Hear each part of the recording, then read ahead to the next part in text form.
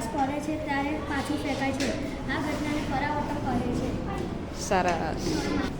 નમસ્તે, મારું નામ શિવમ રાજ છે. હું ધોરણ 6 માં અભ્યાસ કરું છું. આજે હું તમને લેન્સનો તફાવત સમજાવીશ. લેન્સ પર જ્યારે આપણે પ્રકાશ પાડીએ છીએ ત્યારે તે આગળ વધે છે. આ ઘટનાને વક્રીભવન કહે છે. સરસ, વેરી ગુડ. પારદર્શક હોય જ્યારે આની એ પારદર્શકની પાછળ કલર કરેલો હોય લેન્સ જ પારદર્શક હોય પારદર્શક હોતી નથી. બંનેમાં તફાવત આમાં પરાવર્તનની ક્રિયા થાય, આમાં વક્રીભવનની ક્રિયા હા. થાય. આ લેન્સ છે કે લેન્સની બંને સપાટી કેવી હોય? પારદર્શક હોય. જ્યારે અરીસાની એક જ સપાટી પારદર્શક હોય, બીજી સપાટી અપારદર્શક હોય. અરીસામાં પરાવર્તનની ઘટના થાય, લેન્સમાં વક્રીભવનની ઘટના થાય. કોઈ પણ પ્રકાશનું કિરણ આના પર આપત થાય તો વક્રીભવ પામી એ જ આગળ વધે. જ્યારે અરીસામાં શું થાય? એની પર અથડાઈને પાછું ફેંકાય. ઓકે. નમસ્કાર, મારું નામ સોનમ છે. હું ધોરણ 6 માં ભણું છું. આજે મેં વોલ્કેનો બનાવ્યો છે. એનો પ્રોજેક્ટ કરી તમને બતાવીશ.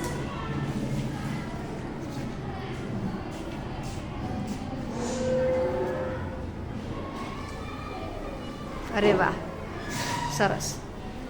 થોડુંક જ નાખવાનું હતું બેટા. સરસ સરસ. બોલો. મારું નામ વિરાજ છે. હું ધોરણ 6 માં ભણું છું. મેં આજે મક્કામાં પદાર્થોમાંથી બેસ્ટ કાર બનાવી છે.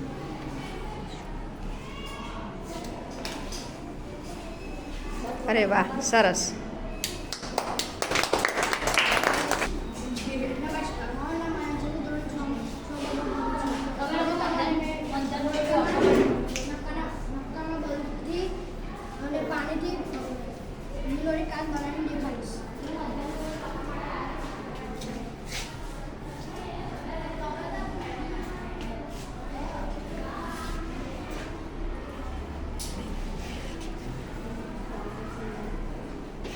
ઓકે. તો આ મીરીને કોણે લાવવા કીધું?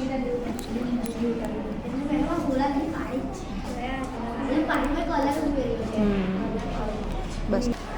નમસ્કાર, મારું નામ જોયા છે. હું ધોરણ 6 માં અભ્યાસ કરું છું. આજે હું તમને હોકાયંત્ર વિશે કશું સમજાવીશ. હોકાયંત્રના બે નામ છે. આ હોકાયંત્ર છે. હોકાયંત્રના બે નામ છે, કંપક અને દિશાસૂચક. હોકાયંત્ર બે દિશાઓ બતાવે છે, નોર્થ અને સાઉથ. નોર્થનો મતલબ ઉત્તર છે અને સાઉથનો મતલબ દક્ષિણ છે. હોકાયંત્રમાં સોયાકાર ચુંબક હોય છે. હોકાયંત્ર આ જે લાલ જોવા છે સોયાકાર ચુંબક તે દિશા જણાવે છે. આનો મતલબ છે આ બાજુ ઉત્તર છે અને આ બાજુ દક્ષિણ છે. ઓકે.